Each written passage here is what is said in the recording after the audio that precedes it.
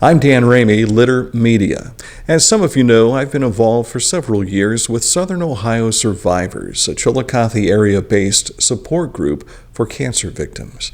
About 5 years ago, Southern Ohio Survivors and Chillicothe Correctional Institute partnered for a Walk for the Cure. You see, cancer doesn't care what your social status is, in this case, if you're even behind prison bars. In an unprecedented action, Litter Media was granted access to go behind the scenes and talk with a couple of inmates who have been personally affected by cancer, how they've dealt with the disease while behind bars, and also learn more about the impact these guys are making on the outside. Over the 5 years of our partnership, CCI inmates have donated nearly $5,000 through their JC chapter and their reintegration programs. For that, we say thank you. Now, here are some highlights from the 2018 event, as well as inmates and cancer survivors, Bell and Overson. We want to welcome everyone to the 5th annual Walk for the Cure here at CCI. I'm going to go ahead and turn the microphone over to Warden Shoup, and he's got a few things to say. First off, good morning, men, and thank you all for attending this event. It looks like opening day at the Reds game. There's a lot of folks here, and I see everybody's wearing the same jewelry, so we all appreciate that.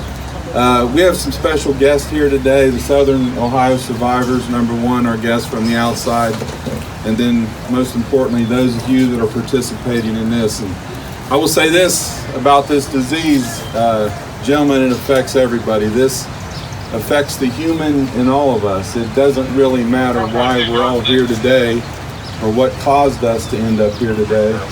It matters that this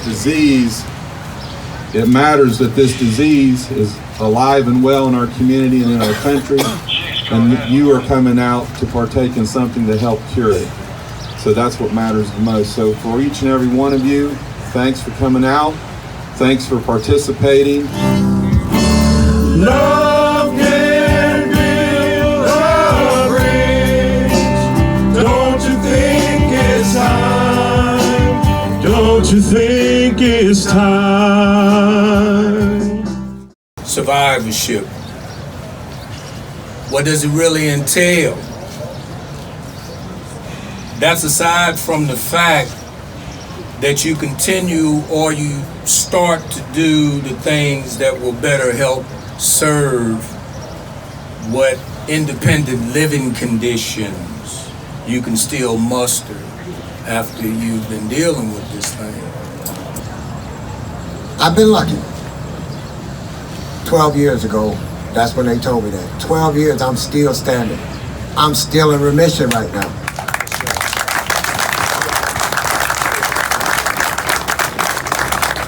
Fight. That's my message to you. Fight and get checked.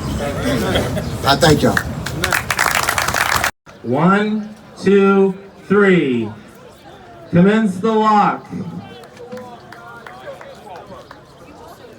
I was diagnosed 8 years ago with prostate cancer, and it was what they call metastasized with bone cancer. It left my prostate and went to other parts of my body. Talk about learning the diagnosis. It was shocking. It was shocking. I can't say that enough. Me? No, you sure you didn't mix my chart up with somebody else? I'm a super athlete.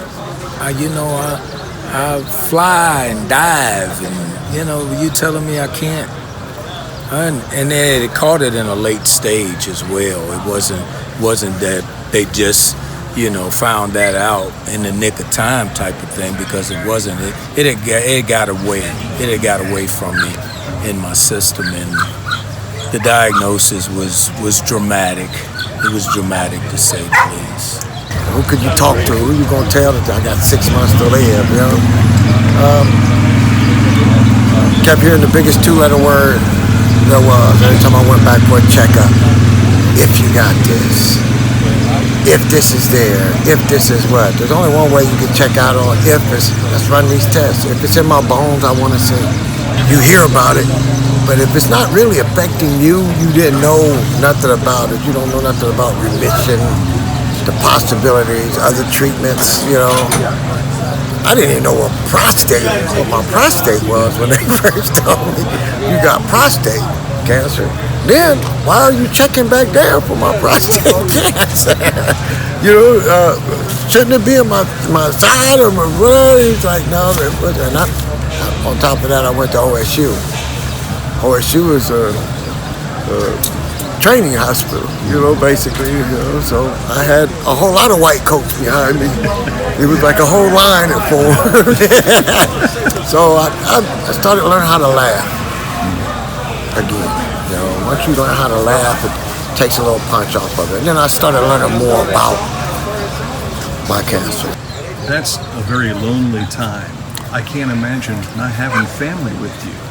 Yeah, it was lonely, very much so. But you know, loneliness, you tend to make your necessary adjustments in this environment because you are here, and I've been here for a while.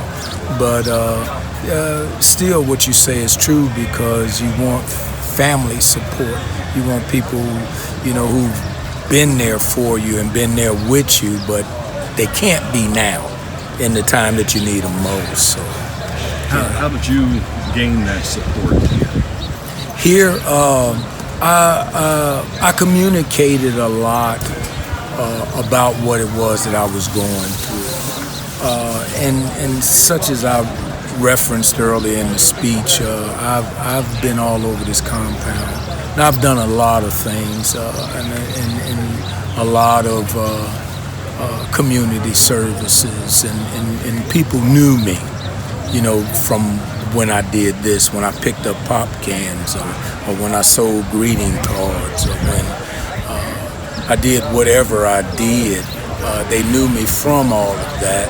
And it was like, well, the next thing they knew was, well, we heard about this and we heard about that. And they still do. If I see somebody I haven't seen in a couple of years, they're like, how's that cancer coming? You know, it goes around. It goes around. And that type of support is very helpful in the healing process. You know, it helped my attitude. It helped my attitude tremendously. I just couldn't. I was like, wow. You know, these people go home every day, or these people, you know, they really don't know me as well as they otherwise might.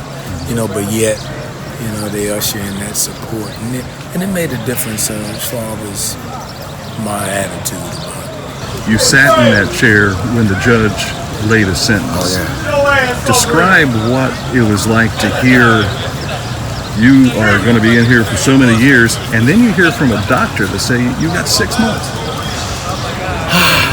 I'm a bank robber. Not that I'm proud of that. That's what I was. I'm saying was. That sentence, I don't even want to sound this crazy to say, I believe it saved me in a way. Because I would have never been getting checked out there on the street. You know, I thought I was invincible. You know, compared to when you're young, you don't see when you're dying. You just see when you're living. You know. Hearing that I had cancer, and I got like 2 years ago now, and that I could have died in here while I was here. Man, this was gonna be my last legacy. A bank robber. That's what they was gonna know me for. Who was gonna get my eulogy? What would they say? You know, yeah, he ran really fast. No, I was a basketball player. I was a father. I coached basketball. I ran a program called Simply Amazing out there for homeless. And here I am, getting ready to die in jail. Man, this ain't what I wanted to do. I wanted to live. And then somebody telling you you're gonna die, was I gonna die, live in sorrow for myself or feeling bad? I'm gonna live. Y'all worry about how I'm gonna die. I'm gonna worry about how I'm gonna live. And that's what gave me the fight to keep going. That's what I try to tell everybody. Don't give up. We ready to go. I lost a lot of people. I lost one, like I said, my mother in the last. I haven't even paid respects there yet. I'm looking forward to paying respects.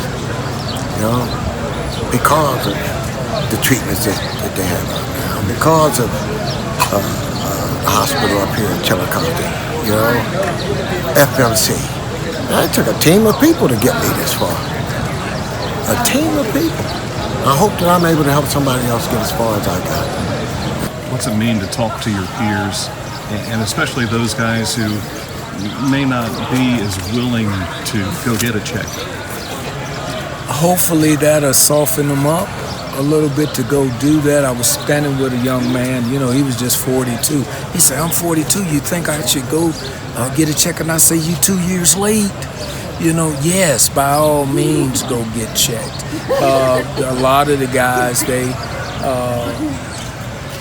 if they don't have it themselves and they're not personally dealing with it, they know somebody who does or who is, because that's how prevalent these diseases are.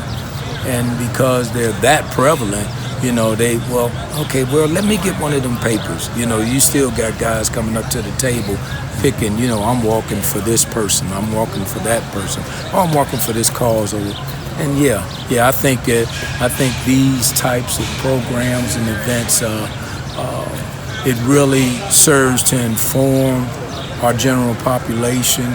Otherwise, they may not know about it, you know, and they might be laying up there and not get checked, you know. So, I think it does. I think it does us very well around here. You look at the sun and the moon and the stars and know that there's a higher power. Something's got to be greater than me.